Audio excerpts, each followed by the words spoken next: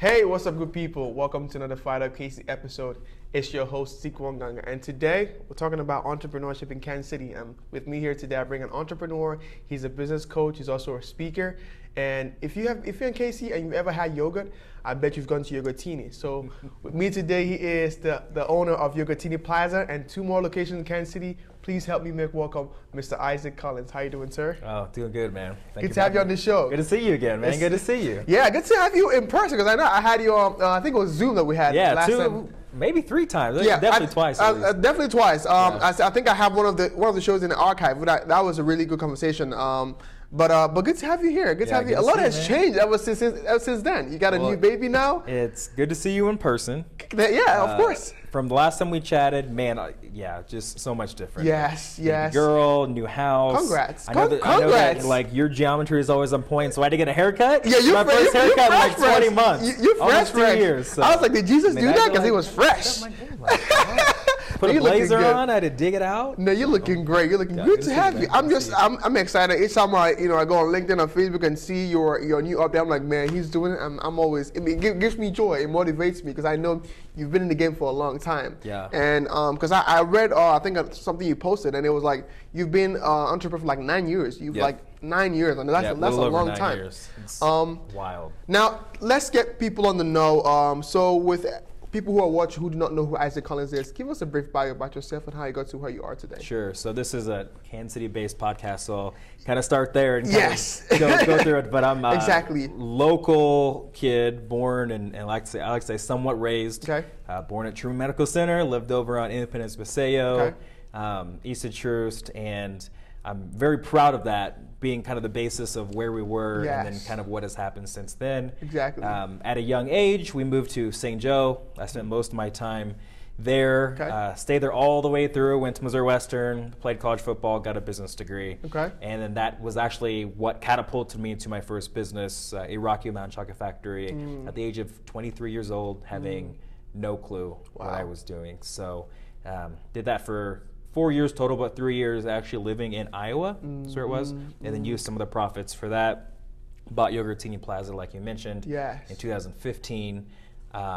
Sold Rocky Mountain in 2016, and so to this day I've owned Yogurtini for 6 years, and my wife and I, we own 3 locations in the metro now. So. And Yogurtini has become a household name. It's become a household name. If you haven't I'll take that. If you haven't been to Yogurtini in KC, you haven't been anywhere. That's just it. It's at the heart of KC. So, I mean, congrats to all your success. Thank you. But let me ask you this, because I heard you talked about you went to business school. Was everything always so certain to you on where you were going, or were there some uncertainties at the start of it? So, I would say a little bit of both for me. I knew that I wanted to be a business owner. At a young age, I knew that was my trajectory. But I didn't think it was going to happen until I was 40, 45, 50. Let's be honest, I wouldn't get money to be able to do that. I didn't have the idea or anything. So my goal was to go to business school, get the information, get the knowledge, make the right connections, and then just go into the corporate world and start making money. You know what I mean? And be frugal with my money and I don't know, work for 20, 30 years and build up the money until I was able to get into it. So to be able to enter a program through my college that kind of catapulted me, gave me the opportunity to do it, was literally life-changing. Yeah. So, wow. Yeah. Well, I mean, that's great, because I mean, I think when people think of business owner, back then it probably was like older people who had businesses. So perhaps that was probably the mindset. But today there are a bunch of young entrepreneurs out here who are getting it, making it happen. It's different. It's different now than it used to be. I act like that was 30 years ago. It was literally 9 years ago. But back then it just didn't feel like it happened like it's happening now. Like people like yourself just making it happen. You know, back in the day, the concept of a home-based or home-based business or starting it from scratch or that kind of stuff, it was talked about less. Exactly. Being an entrepreneur wasn't sexy as it is now, and it wasn't nearly as readily available with the different things that you can do, making money online. So that's why it gave me this mentality of I got to make all this money and then I'll buy into something way down the line. So. Wow. But I mean, hey, I'm glad you got to where you are today. So tell me this, because you had your baby just a couple months ago, is that so? 4.5 months ago. 4.5 months ago. What has changed ever since becoming a dad? Man, literally everything. Yes. So my wife makes fun of me because So I launched my coaching business Yes. 2 months before Sage was born. Okay. And she's like, I support you, but I think that this is very interesting timing. Not like it's bad timing. She's like, I know you'll figure it out or at least try to, but she's like, to not know what we're getting into and to launch this new business 2 months before your daughter's born is very interesting. But what it made me have to do, because currently we're running the 3 Yoga Routinis. Exactly. My wife has her own personal training fitness business, and then we run a nonprofit called Superhero Yoga that's paused right now because COVID. Exactly. And then the coaching business, that's 6 businesses altogether. Wow. And for me, I don't have the ability to just say, I'm having a daughter, y'all run this, and then 6 months later, I'll be back to help out. So I still had to work a lot, but it was more of a shift and a balance in where I spent my time. So I'm actually working more now than I have in probably 7 years. Wow. But I also get more time with my family. I'm hyper intentional on like time that I spent, where I go. Like this is one of the first things I've done in person because I just do everything virtual. Wow. So I don't have to leave. Wow. I work from home 6 days a week. I'm blessed. I have a really good team. And then the one day is where I go around the city and like go to my locations and do client meetings and everything. Exactly. So man, yeah. I mean, grateful to have you here. First in person, great to have you here. Yeah, man. This is a big deal, right? Like, I want to see you in person. I haven't seen you in a long time. You are a big deal. That's why we have you here today. But thank you. Man, 3 locations. Yep. Congrats. A house, a baby. Let's toast to that since we have wine here. Buddy. That's why we have wine here. Okay. Let's toast to that. Yes. No one knows what time this is, but they don't know. So we won't tell them. They don't need to know that. They don't need to know that. But anyway, so tell me this, because I always tell this story. The first time I went to Yogatini, it was the coolest thing I've done in KC. Yeah. And I think I showed you a video. You actually taking videos in the store, and I was in that video. You didn't even know it. I know. And I'll probably have to pull that video. I'll pull that video up again. But I was right there, and it was the coolest thing. But then it also kept growing. It became even better as things go on. So, with that being said, tell me this. What makes a successful business? What makes a successful brand? How are we able to build that? Sure. So I think if you ask an entrepreneur, you're going to get a different answer every single time. For me, a lot of people are really good at a certain craft, a certain product, a certain service. I don't really care about a certain industry per se. I love business. Yes. So business development is my thing. I've studied it. I've read so many books. I've obviously had the experience. I've been in it for a long time. And what I have seen to have a successful business, and the issue that I see with a lot of new and aspiring entrepreneurs is they focus on the one, maybe 2 things that they're really good at. So let's say they're really good at being an electrician. Okay, we can do electrical work really, really good. Okay, maybe I'm decent at marketing the business. Cool. And then that's all they think that there is to business. They're not focusing on turning that prospect into an actual client. So they're not great at sales. Maybe they're not good at hiring people, so they can't expand. They're just stay a one-man or one-woman show. They don't know their numbers, so they don't know that they're doing things and pricing themselves in a way that isn't going to be sustainable for the long haul. So for me, and that's why I launched my coaching, is I think to have a successful business, you have to at least have a general understanding of all the different facets of what makes a business successful and sustainable over the long term. But also, I think there's too many people who focus too much on themselves. Like, I'm really good at this thing, so here's what I'm going to do. And people can feel that at the end it's about them. You have to add value. Yes. You have to add value to the people that you're trying to serve. And if you add more value and make it about them, then you will continue to attract customers and clients and people to do business with. I think that's like stage one. You have to focus on how are you adding value, what problem are you solving, and what are you disrupting. Now, on the other end of things, because when I saw Yogatini, I did not know it was owned by a black man. Not many people did. They do now. Yeah, they do now. At the time. Now, my question is, was it a strategic thing to let your business grow before you put a face to it, or did that just happen automatically? No. It wasn't strategic, honestly. A little bit about my story. I was born in Kansas City in a community that was 100% black. Yes. And we moved to St. Joe. We moved from the projects of Kansas City to the projects of St. Joe, and it was pretty much all black as well. Then, whenever we moved to the north side of St. Joe, to be in a better school district, I went from an all-black community to an all-white community. And that's happened to me a couple times. Yes. I went to college, it was kind of a mix. I got my first business in rural Iowa, it was all white, and then coming back Iowa. here, it was mixed again. I mean, Iowa. you've been up there. Yeah. Yeah, go and ahead. so like having that experience, Yes. and honestly, I just actually posted about this recently, like years and decades of trauma about not feeling like I belong in those certain communities, like feeling honestly too black for my white friends and Yes. family, and too white for my white friends and or my black friends and family. That gave me kind of a complex in a way, Yes. and it led to a lot of trauma. So I didn't actually notice this until last year, but I hadn't really shown people who the owner was of Yogurtini, and it wasn't intentional, but it was because I didn't want to get judged because I'm a black man owning a business in a white area.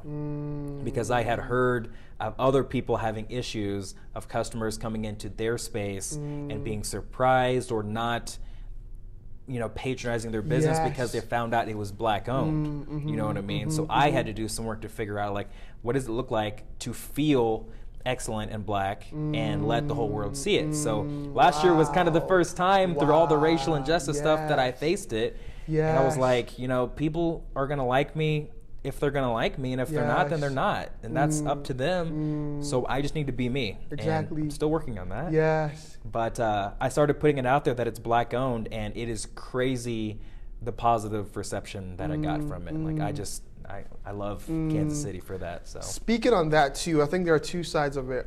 You have become, I would say, pretty much the face of black justice in Kansas City. Like they made that face of who to ask. Who do I ask about being able to understand racial inequality or racial equality in Kansas City? Yeah. What was that like for you? Was there the pressure on you to show more, on say more than you know, or what was that like for you? It's kind of all over the board. So I would say in the beginning I liked it a lot because again, I spent a lot of my time being the white boy or being the sellout. I'm too white for my black community, my black friends and family to accept me. So coming back and being able to talk in these groups about the black experience was really cool, because I did go from just being a black entrepreneur to being someone who was looked at to do interviews and podcasts and everything. So in the beginning, I loved it. I loved it. I needed it. I'm feeling like I'm enough, like I'm being seen. As the months went by, it started to really weigh on me, because I have had, growing up in mainly white spaces, I have experienced a lot of racism. I have felt like I didn't belong just because of how I looked.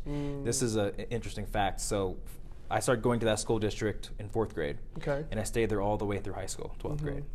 In that 8-year span or whatever, I had girlfriends, and every single girlfriend that I had, their parents or whatever it was did not want me to date them. Either they didn't let me, or they said, we would rather you not. And I had one girlfriend who got straight up disowned. Took her cell phone, took her life insurance, cut her off because she was dating a black guy. Wow. So I was reliving all of that because I was getting interviewed and people were asking me about my experience over my life. And I was getting pegged or pulled to do D&I trainings and everything. Okay. And so I'm trying to train people on stuff based off my experience, and everyone is wanting to know how they can be better, and no one is asking me, like, are you okay? Or how are you doing with all this? And still trying to figure all that out, but it really was a lot of up and down. Now, because I know you talk about on the last post, you're talking about mental fitness and being able to for men to show emotion. What is the importance of that for you, and how do you think that would help? Because I've had a lot of people on my show, and we talk about getting therapy and some people being able, because men are not allowed to show the emotion. Sure. So for you, what is the importance of that for you, even though it's being a business owner and also being a black man? Yeah, I think that there's just a lot of pressure that is put on men in general, but it's specifically black men. We are literally supposed to be 4 times better just to feel equal. We are supposed to be able to be these leaders, and we have to do so much to go against the negative stigma of black men, that we're just hoopers, that we're just rappers, that we sell drugs, that we beat our women, and all these negative thoughts around the black man, and that is tough because that stuff weighs on us. Exactly. Like, there's a lot of microaggressions that happen towards us a lot of times, sometimes on a daily, especially in white spaces, and not just us being called the N-word, but like a woman seeing us clutching her purse and walking in the other direction. I was in Leawood last week, and that happened to me. Wow. You know what I mean? And like, wow. I see that, and I take that on. And so I think therapy is important for everyone, man, woman, and anything in between, you know, non-binary, whatever you are. Yes. But specifically for men, there's a stigma. We got to be tough. Exactly. And we got to just get over it and suck it up and push through because we're men. You know what I'm saying? Like, yeah, we're men, but I think the true nature of being like a masculine man is being able to openly show emotion, and still being able to, you know, do your duties and everything as well. So I think it's important. I don't know if you know this, but the suicide rate for men is 4 times higher than women. Wow. Wow. I mean, 4 times higher. Dang, because there's a lot of pressure. I think the most pressure that I know that men face is being able to be enough, being able to compete with other men. Because everyone, maybe people from your age group are doing all this and you're not doing enough, and you think you have to show up and, you know, be able to. If you're not, and that's why men commit suicide, because they're like, if they lose maybe a whole stock market or whatever happens, they're like, yeah, it's over for me. You know. Now, talk about you being a business coach. What inspired you to do that, and how is that going? So it's going really well, Good. and not trying to be cocky, but it's going almost too well, to the point of I'm too busy, and I'm getting into a point where it's bleeding into family time, and I don't like that. But I'm very blessed that it's doing well in my 6th or 7th month doing it. Wow, okay. So the reason why I wanted to launch it is I wanted to help entrepreneurs kind of get their mind right and figure out how they can bring who they are to the table. You know what I mean? You know this as an entrepreneur, and I do too. If you are going to launch a business, a lot of times it is some sort of making of who we are. Exactly. Like, we're bringing pieces of us to the table to be able to share to the world, and maybe it's in a product or a service, or maybe it's in a brand that we're building. A lot of times we can't delineate the line between business and personal. Exactly. And so we're so tied to it that it's almost running a successful business is almost therapy. It's an art. It's an outlet where you can kind of give the world a piece of yourself. Exactly. And that's what I do with Yogurtini. And so I see so many people who are just stuck. They're going through the imposter syndrome. They're going through the analysis paralysis. They're stuck. And so if I can help them break through, that just brings me so much joy. Yes. Wow. That's you. I mean, entrepreneurship, I know, is an art, because basically, you know, you are given a piece of yourself, and being able to bring solutions to things that probably bothers you, and you think, I can help other people get through that. Yeah. So being able to help people in that path is fantastic. So I'm happy that, you know, this venture. Was it scary being able to do that for you? Being able to switch to becoming a business coach? Was that scary for you? So I'm terrified every day. So to be honest with you, so I started talking about this. Okay. Well, I had the idea to do this back in 2012. Okay. And I started to go down the path, and people were confused. They're confused, why would I do that? You don't have an experience, you're not good enough, whatever. Shut it down. And then, 2020 happened, and, it really gave us a chance to step back and kind of think about, like, life isn't promised. What are we going to do while we're here? Yes. And that's why I came across the idea again, like, okay, I really want to do it this time. Like, I want to be a speaker. I want to be a coach. I want to help people. I started this journey, I think it was October maybe of last year. So almost a year. Wow, it's almost a year now. A couple days. It'll be, when this is released, it'll be October, so it'll be a year. It'll be a year, yeah. And I'm just not getting to the point, or it took me 6 months to launch it, and then 6 months to kind of get my traction. So a year now, because I was going through that same, like, analysis paralysis, like, I'm not good enough, even though I'd been doing this for 9 years. Yes, unconsciously, yes. So it's tough. It's still tough every day. Yeah. Like, there's a lot of times where I'll sit on posts because I'm like, who's going to judge me because of this? Wow. It's crazy. Wow. I've been putting out content every day for 9 years for my business, but when it comes to my personal, it's almost like debilitating. That's, wow. That is so true, yes. Because, man, that is so true. And I'm happy that you're being, vulnerable, because I think that's important of what I'm trying to show, that there is another side of, because it's one thing to be a business owner, but it's another side to show that, we'll deal with stuff too. The fact that we do it doesn't mean that we're not afraid to do it, right? Yeah. But we go out and get it done. Yeah. But let's switch a little gears into like news, because I saw your post about the Parkside High School that they petitioned to bring back slavery. Yeah, man. What are your thoughts on that? Because I saw that and I'm like, what the heck is going? What are they teaching them in that school for the students to have that mindset to to be able to think that kind of stuff? Yeah. So a recap: Park Hill South, which if you're from Kansas City, but it's Parkville essentially, northwest corner of Kansas City. A petition went around for these students to bring back slavery, and 100+ students at that school signed it, and it got wind of it. And the thing that's aggravating for me is the faculty and the school board. They said, well, one, they were trying to hide the fact that it was even happening until it got out and news outlets got it. But then they kept saying, like, this is a disciplinary issue. And this is so much more than disciplinary. Yes. They didn't just, bully someone, show up late to school or something. Like, they're trying to make a whole law. What the school district is doing is minimizing the severity of what slavery was. Exactly, yes. We're talking about the extermination, the lynching, exactly. the murder of other humans because of the color of their skin. Exactly. You know what I mean? Mm-hmm. And so for students to say, we want this to come back, when there are black students in that school and black people in that area, that is scary. And the fact that adults are trying to hide that and not actually get to the core issue of what's going on and saying it's just disciplinary, we'll just suspend them for a couple days. Like, there's a much bigger issue going on there, because those students who were 14 to 18, they didn't just come upon that thought process randomly because they saw something on the internet. No. I mean, kids nowadays are way more woke than ever before. Exactly.